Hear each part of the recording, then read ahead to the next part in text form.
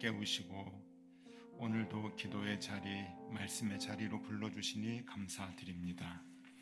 습관적으로 나온 것 같지만 주님의 손에 이끌려 주님의 전에 나온 것이 분명합니다. 우리의 주관적인 생각 속에도 주도적인 행동 하나에도 주님께서 개입하여 주시고 붙잡아 주심을 감사드립니다.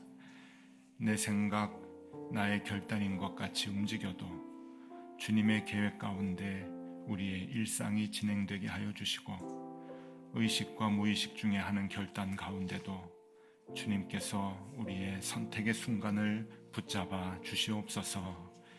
매일매일 기도의 자리로 나아갈 때마다 기도하는 이들에게 이 복을 주실 줄로 믿습니다. 오늘도 주님께 우리의 삶을 인도해 주시기를 기도하는 그러한 하루가 되게 하여 주시옵소서. 날마다 주님께 나아가고 주님께 간구하는 주님의 자녀들에게 주님의 선한 계획 속으로 우리의 삶이 인도되어지는 그 복을 꼭 받게 하여 주시옵소서. 주님, 오늘은 우리 교회 기쁜 날입니다. 세례식과 입교식이 있는 날입니다. 유아 세례, 아동 세례, 그리고 장년 세례와 입교식이 있습니다. 교회가 가장 기뻐하고 감사해야 하는 날입니다.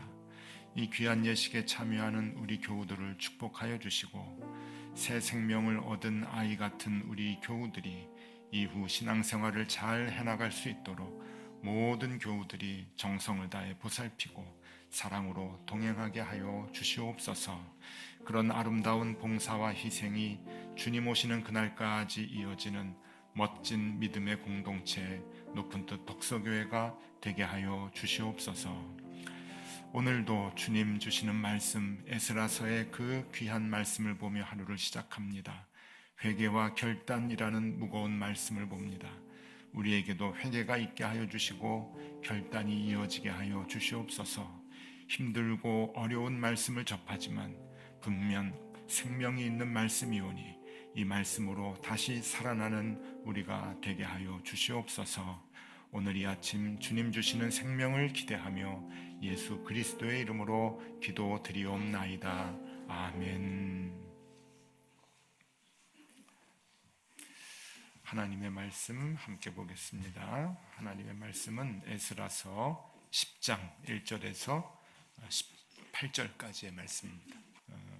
에스라서 10장 1절에서 8절까지 말씀을 한 절씩 교독하겠습니다. 제가 먼저 봅니다.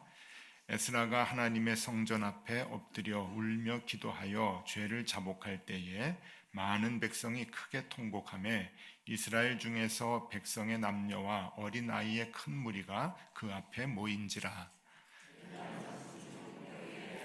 스가냐가 에스라에게 이르되 우리가 우리 하나님께 범죄하여 이 땅 이방 여자를 맞이하여 아내로 삼았으나 이스라엘에게 아직도 소망이 있나니 곧 내 주의 교훈을 따르며 우리 하나님의 명령을 떨며 준행하는 자의 가르침을 따라 이 모든 아내와 그들의 소생을 다 내보내기로 우리 하나님과 언약을 세우고 율법대로 행할 것이라.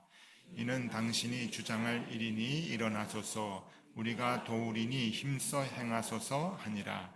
이에 에스라가 일어나 제사장들과 레위 사람들과 온 이스라엘에게 이 말대로 행하기를 맹세하게 하며 무리가 맹세하는지라. 이에 에스라가 하나님의 성전 앞에서 일어나 엘리야십의 아들 여호하난의 방으로 들어가니라. 그가 들어가서 사로잡혔던 자들의 죄를 근심하여 음식도 먹지 아니하며 물도 마시지 아니하더니 유다와 예루살렘에 사로잡혔던 자들의 자손들에게 공포하기를 너희는 예루살렘으로 모이라.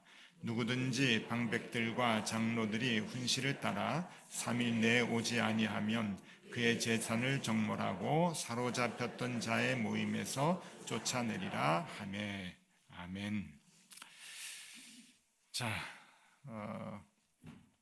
에스라서를 여러분들과 함께 시작한 게 엊그제 같은데 오늘 마지막입니다. 에스라가 이제 10장까지 있는데 오늘 하고 이제 내일까지 이제 끝나요. 근데 내일은 우리가 같이 이제 말씀을 보지 않으니까 오늘 다 에스라서 전체적인 것을 이제 훑으면서 같이 이 말씀의 교훈을 얻으려고 합니다.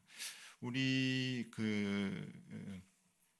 교재 이 매일 그 성경에는 그 제목이 그 본문마다 나오는데 오늘 그 본문이 회개와 결단이라고 이렇게 나오네요. 무거운 이제 그 주제라고 하는 것을 우리에게 이제 보여주는데 에스라의 전체 그 말씀에 대한 것을 다시 한번 이렇게 정리를 해보겠습니다. 바벨론 포로 귀환이 3차에 걸쳐졌다라고 하는 것을 말씀드렸는데 그 표를 다시 한번 좀 보시죠.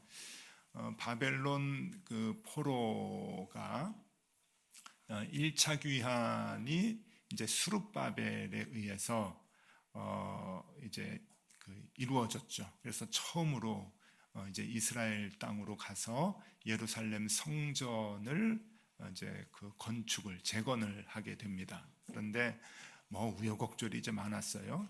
특별히 그 사마리아에 있는 사람들 그리고 이방 사람들의 이렇게 많은 그 방해 이런 것들이 이제 성전 재건을 이제 못하게 해서 이제 힘들게 진행이 되다가 우여곡절 끝에 이제 성전을 재건을 하고 그리고 이제 봉헌식까지 이제 하는 것이 6장까지 끝납니다.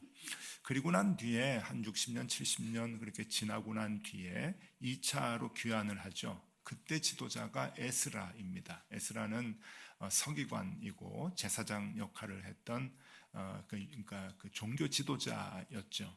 정치 지도자가 아니고 종교 지도자였는데 이 에스라를 중심으로 이제 귀환을 하게 돼요. 그럴 때 바벨론에서 예루살렘 성전에 들어가는 모든 기물을 다시 내줍니다. 그래서 그걸 가지고 와서 이제 성전에서 이제 그거를 이제 설치를 하고 전달을 하고 이제 성전에서 예배 제사하고 신앙생활을 이제 하려고 하는 내용이 이제 10장까지 있고 그 다음에 이제 3차 귀환은 느헤미야로 이제 넘어간다고 말씀드렸죠. 중심에는 느헤미야가 있고요. 근데 오늘은 이제 10장 마지막 2차 귀환의 이제 마지막인데 이제 뭔가가 조금 다 완성되는 것 같고 제대로 신앙생활을 할 수 있는 것 같은데 뭔가가 자꾸 안 되는 거예요. 그래서 이게 왜 안 되나 이제 봤더니 아직도 이스라엘 내에는 그 죄악이 많은 거예요. 죄의 그 뿌리를 뽑아야 되는데 그 뿌리가 뽑혀지지 않은 것이 이제 있는데 그것을 이제 발견을 하게 되는 거죠. 그 큰 죄가 무엇인가 하면은 에스라 9장 1절 2절에 이제 나옵니다. 에스라 9장 1절 2절에 이미 여러분들이 이제 다 보셨던 그 본문인데 제가 다시 한번 읽어드릴게요. 이 일 후에 방백들이 내게 나와 이르되 이스라엘 백성과 제사장들과 레위 사람들이 이 땅 백성들에게서 떠나지 아니하고 가나안 사람들과 헷 사람들과 브리스 사람들과 여부스 사람들과 암몬 사람들과 모압 사람들과 애굽 사람들과 아모리 사람들의 가증한 일을 행하여. 자, 여기서 이제 죄를 범했다는 얘기죠. 가증한 일을 행했는데 이 가증한 일을 누가 행했는가? 이스라엘 백성. 제가 오늘 이 설교 준비하면서 마음이 좀 무거웠는데 이스라엘 백성까지는 용납이 돼요. 백성들이니까.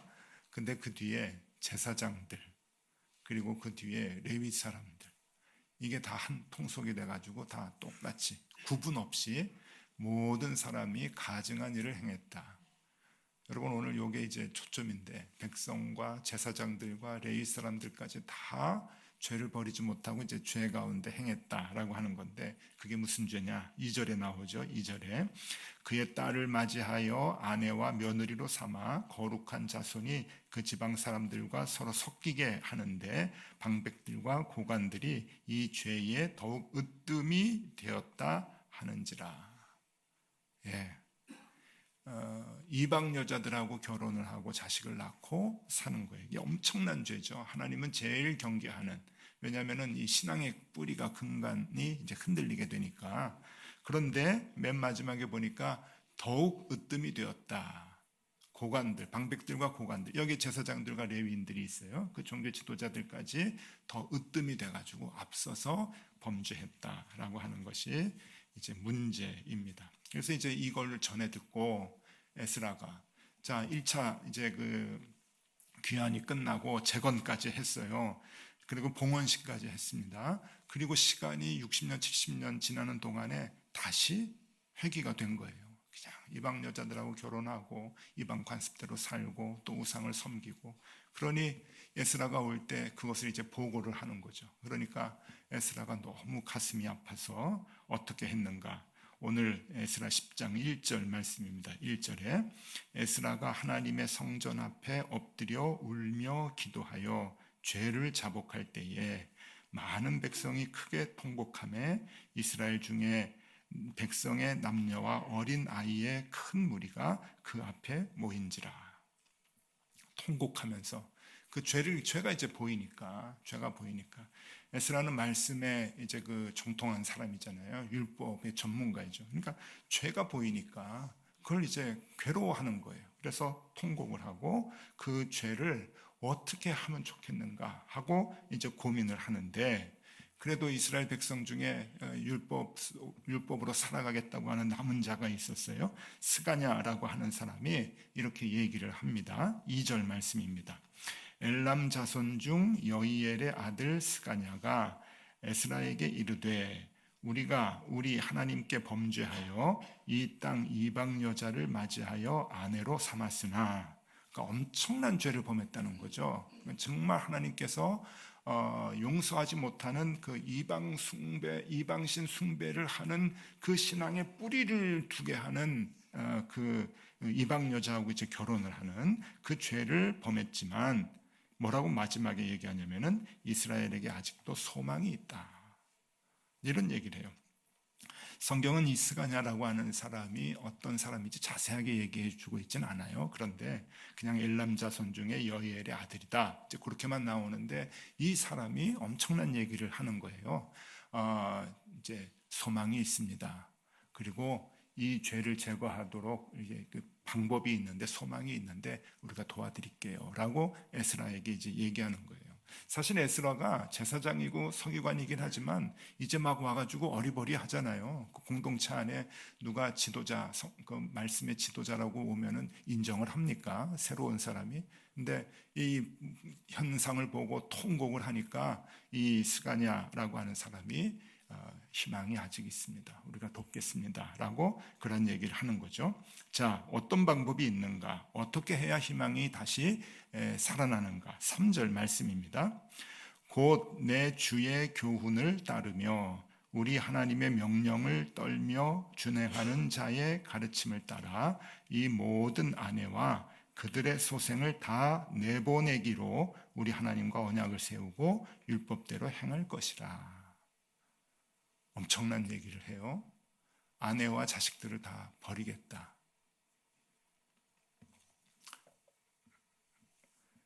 버릴 수 있을까요? 이게 쉬운 일이 아니에요. 이게 1993년도 6월에 그 삼성이 경영의 위기를 이제 갖게 되었을 때, 그때 이건희 회장이 독일 프랑크푸르트에 있을 텐데 전 세계에 흩어져 있는 삼성 계열의 모든 사장을 다 소집을 했어요. 아주 프랑크푸르트로 모든 사장단이 다 모였습니다. 그때 엄청난 폭탄 발언을 했는데 그게 굉장히 유명하죠. 다 아시죠? 뭐라고 했는지. 마누라와 자식 빼고 다 바꿔라. 그래서 이제 지금의 삼성이 됐다고 평가를 해요. 혁신, 마누라와 자식 빼고는 다 바꿔라. 여러분, 다 바꿔도 마누라와 자식은 못 바꾸는 거예요. 거꾸로 얘기하면 아무리 혁신이라 그래도 마누라와 자식, 가족을 버리는 거는 안 돼요. 안 돼요. 근데 이게 그 얘기예요. 얼마나 힘든 일을 해야 되는가. 죄와의 단절이라고 하는 게 얼마나 힘든가라고 하는 것을 극단적으로 보여주는 거죠. 우리에게는 아직 희망이 있습니다. 그 희망이 뭐야? 이방 여자 결혼했지요? 아내죠? 자식을 낳았지요? 버리겠습니다.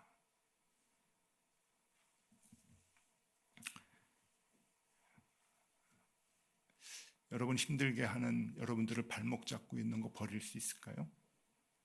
쉽지가 않습니다. 근데 이제 그걸 단행을 해요. 이제 에스라가 어떤 사람인가, 어떻게 이 일이 가능한가? 에스라 7장 10절에 보면은 이것도 이미 우리가 배웠던 건데, 에스라 7장 10절에 에스라를 이렇게 얘기해요. 에스라가 여호와의 율법을 연구하여 준행하며 율례와 규례를 이스라엘에게 가르치기로 결심하였더라. 이게 이런 사람이죠.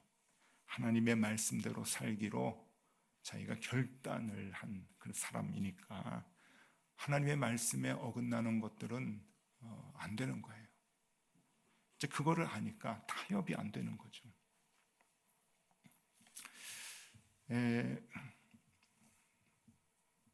신앙생활하기 힘든 신앙생활 제대로 하지 못하게 하는 것들이 우리 안에 있는데 우리가 잘 버리질 못해요. 그것 때문에 우리가 좀 힘들죠.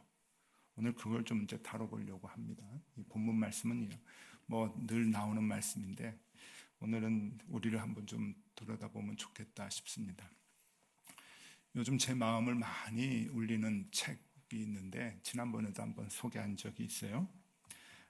날다, 떨어지다, 붙잡다. 이렇게 두꺼운 책이 아니고 이게 얇은 책인데 이제 마음이 이렇게 마음의 울림이 이제 큽니다. 그 헨리 나우엔이 죽기 전에 60이 넘어서 그 독일과 카나다를 오가는 그 이제 고계단 하고 이제 가깝게 지내면서 그 사람들하고 이제 친분을 쌓고 이제 그 친구가 돼요. 그러면서 동행하기도 해요. 이 서커스단하고 그러면서 그들이 공중고개 하는 것을 보며 이제 신앙, 하나님과 나와의 관계를 이제 생각을 하는 아주 깊은 묵상의 그 책입니다. 사진을 좀 하나 보여드리면 이제 그 사람들이 다니면서 이제 공중고개를 하는 그 모습이에요. 이제 저거를 옆에서 이제 지켜보면서 그리고 저 사람들의 고개를 이제 친구로서 이제 옆에서 얼마나 연습을 하고 얼마나 치열하게 준비를 하는가 하는 걸 보면서 또 얼마나 많이 떨어지는가 그리고 얼마나 많이 서로를 신뢰하는가 이런 것들을 보면서 이제 신앙에 대한 얘기를 하는 이제 그러한 책인데 이제 저기에서 이제 무슨 얘기를 하는가 하면은 이제 뭐 내려주셔도 괜찮습니다. 의문을 하나 이제 던져요. 그 이제 60이 넘은 헨리 나우엔이 무슨 질문을 하냐면은 예수님이 내 나이대가 되었어도 젊어서 가졌던 생각을 그대로 갖고 계셨을까? 이런 생각을 해요. 예수님이 이제 우리가 30대 초반에 십자가에 못 박혀 돌아가셨는데 굉장히 개혁적인 그러한 그 이야기 선언을 하고 그렇게 가르쳐 주셨잖아요. 그러니까 이제 헨리 나우엔이 60이 되면서 넘으면서 무슨 생각을 하는가?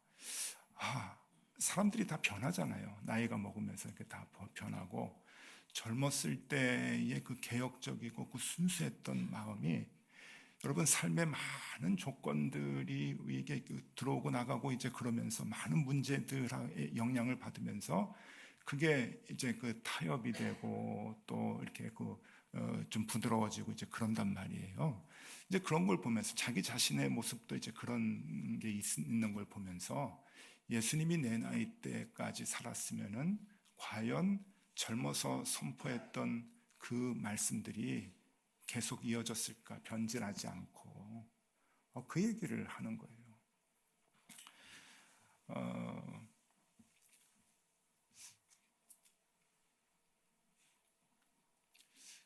우리가 이제 교회를 이제 보면서 교인들 뭐 우리 다른 사람 보지 말고 이렇게 노출되어 있는 분들은 이제 목사님들이니까 목사님들 한번 이렇게 보시면 유명하다고 하는 목사님들 보시면 어떤가요?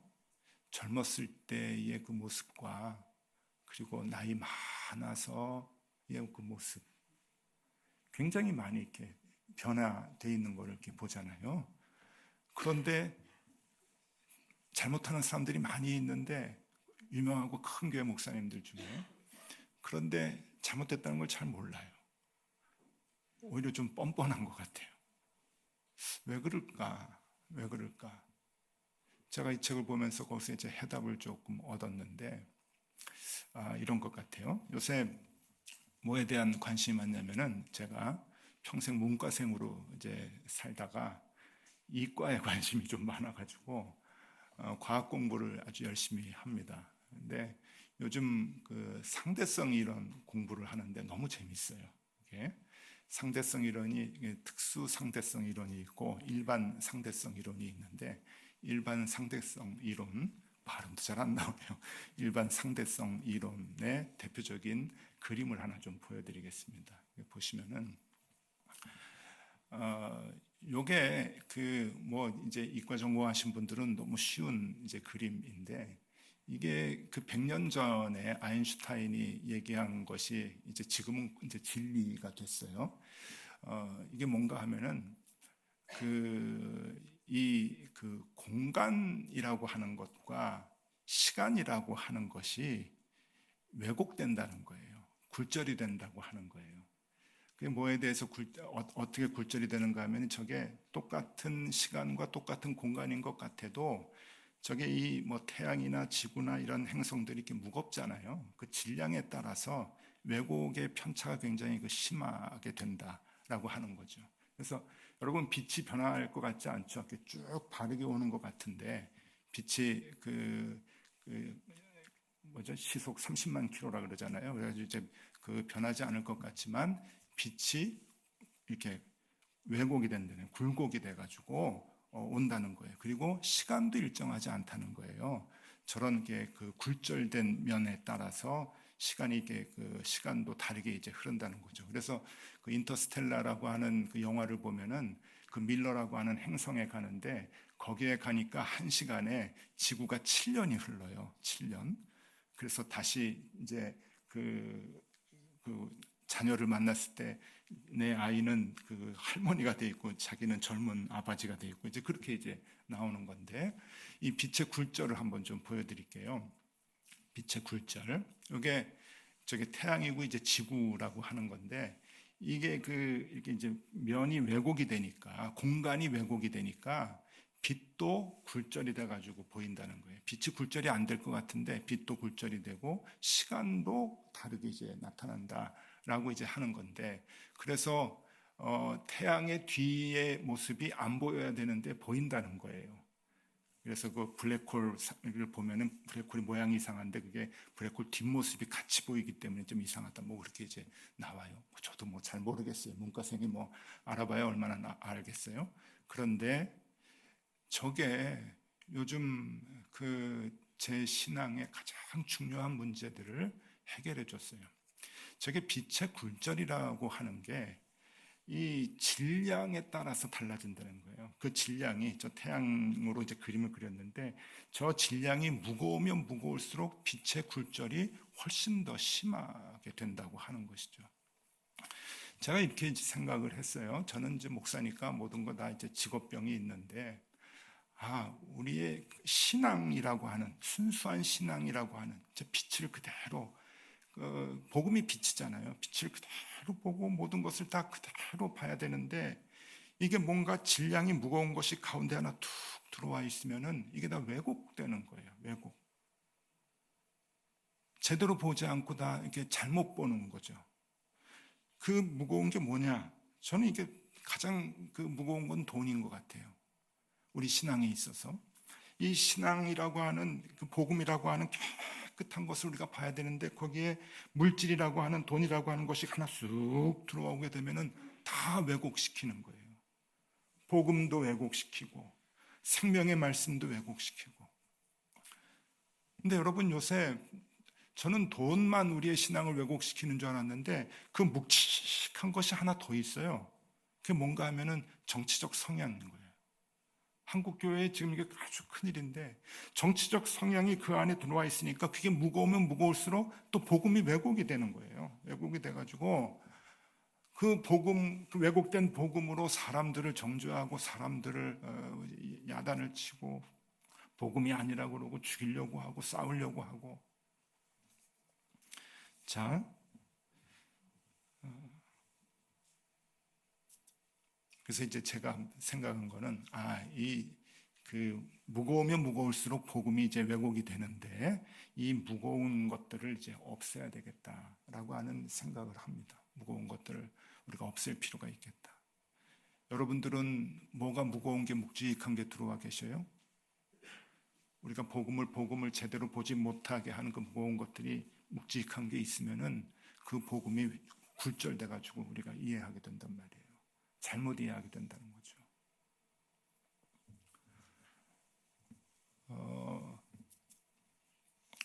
저는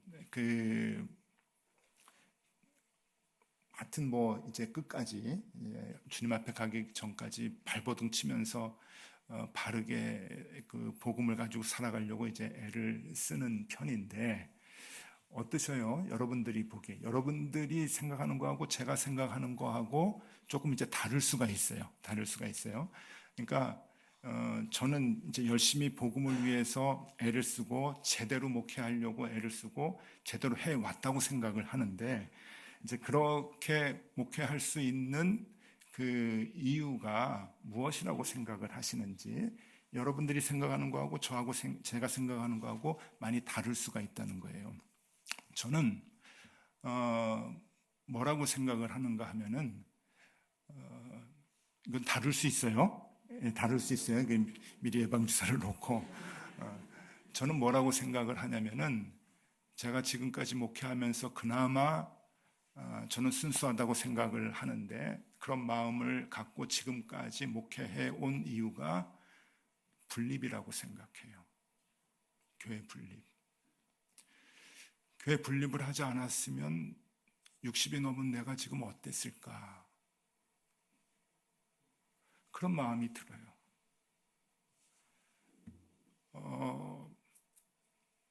그러니까 여러분 생각하고 저하고 다르다고 그럴 수 있죠. 제가 보는 저예요. 제가 보는 높은 뜻 정의교회부터 생각을 해보면 높은 뜻 덕소, 파주, 세움, 제적교인 수만 지금 다 생각해보면 한 5천 명이 됩니다.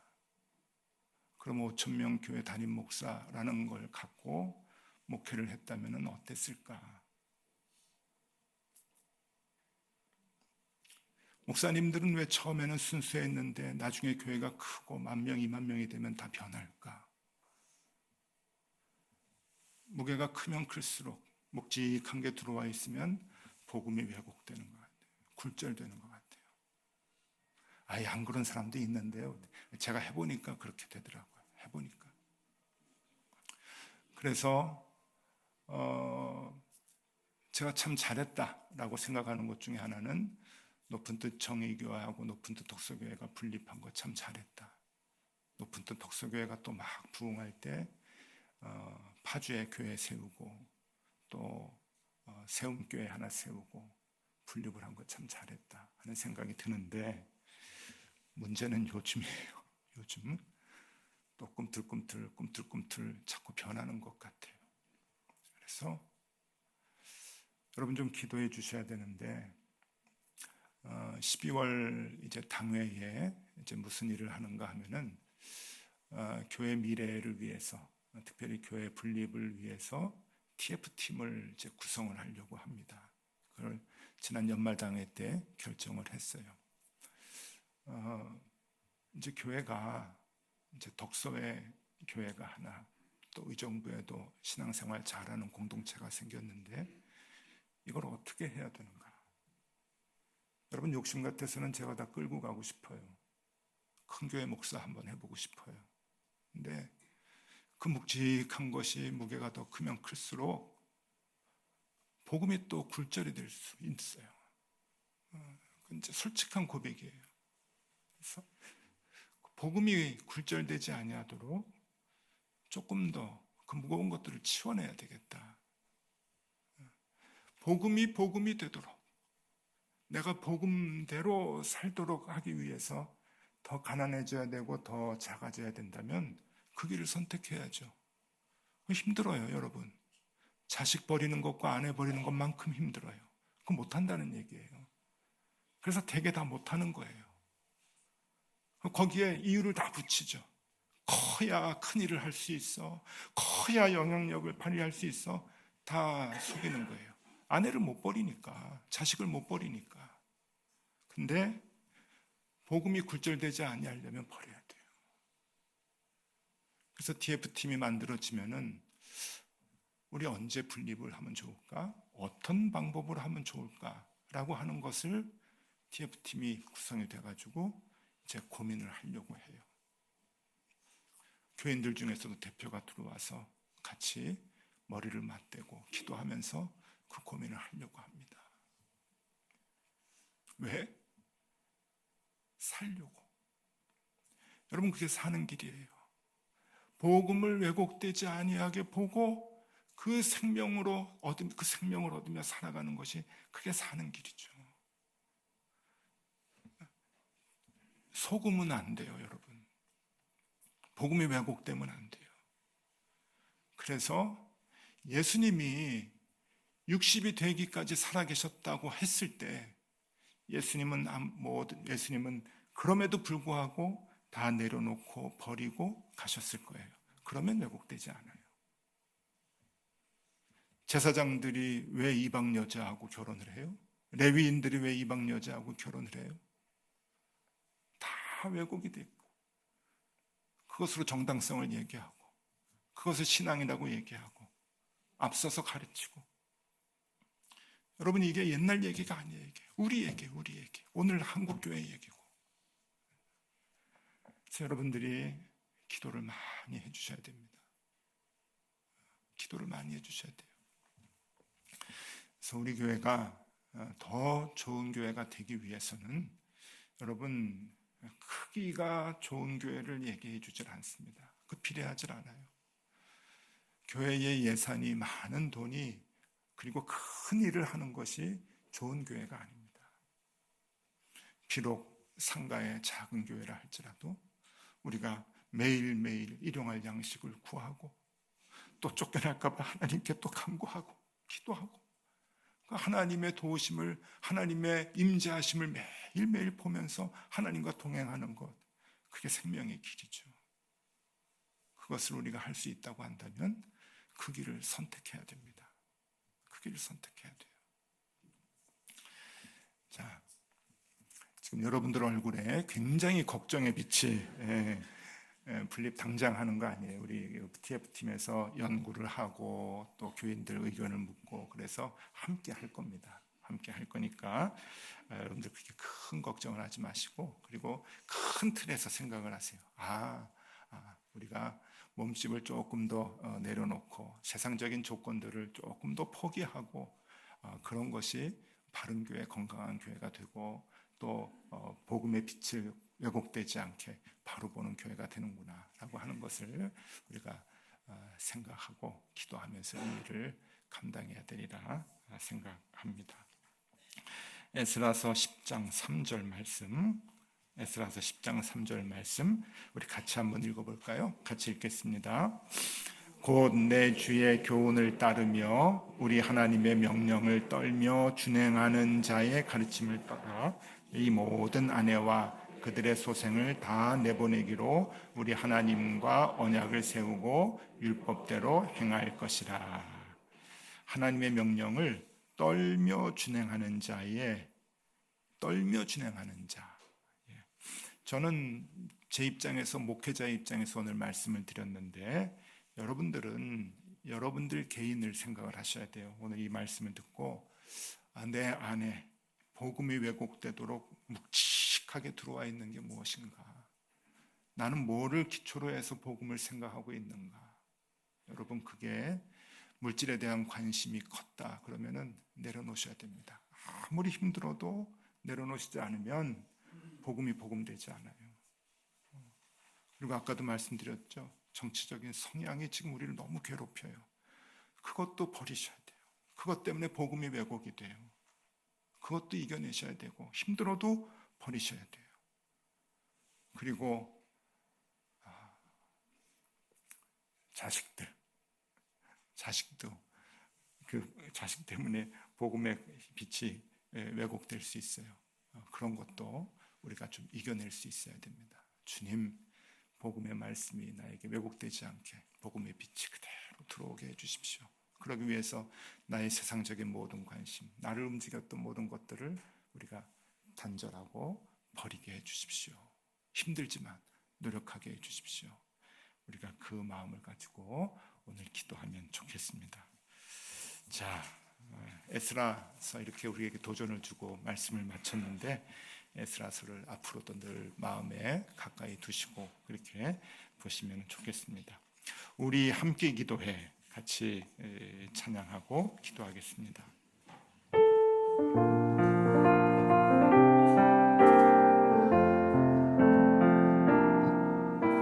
우리 함께 기도해 주 앞에 나와 무릎 꿇고 긍휼 베푸시는 주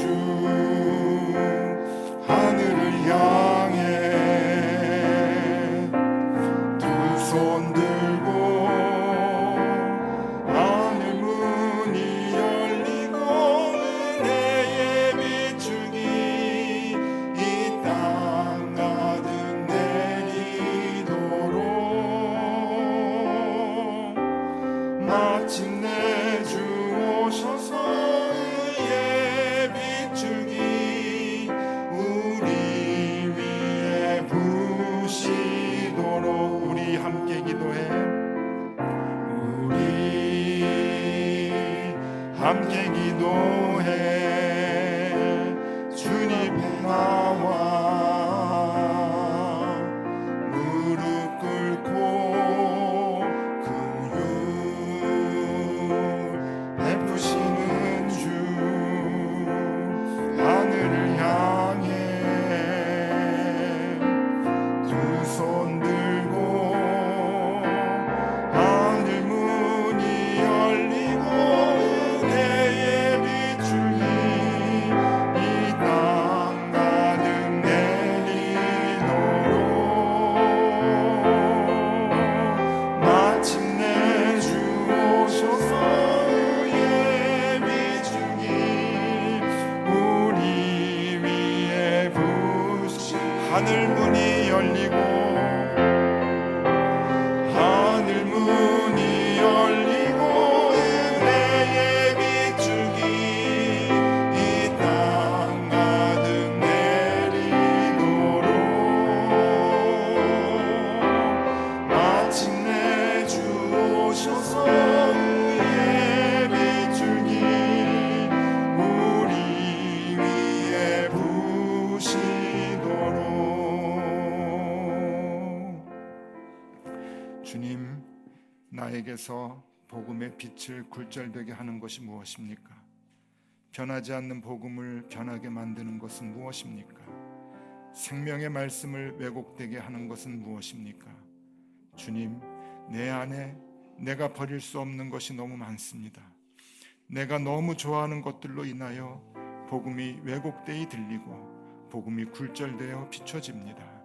주님, 단절하게 하여 주시고 떠나보내게 하여 주시옵소서. 내 안에 복음을 제대로 보지 못하게 하는 근원들을 제하게 하여 주시고 그럴 수 있는 용기와 결단을 우리에게 허락하여 주시옵소서. 하나님, 그것이 회개고 그것이 부흥인 줄로 믿습니다.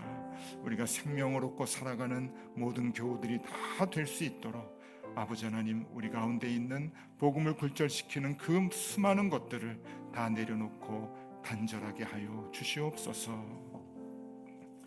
지금은 우리 구주 예수 그리스도의 은혜와 하나님 아버지의 크신 사랑과 성령님의 교통하심이 하나님을 향한 일상의 작은 일들을 소중히 여김으로써 생명을 얻고 이 땅을 회복시키며 살아가야 할 사랑하는 모든 교우들 위해, 그리고 이 자리에 나와 함께 예배하는 우리의 자녀들 앞날 위에 지금부터 영원토록 함께 하시기를 간절히 축원하옵나이다. 아멘.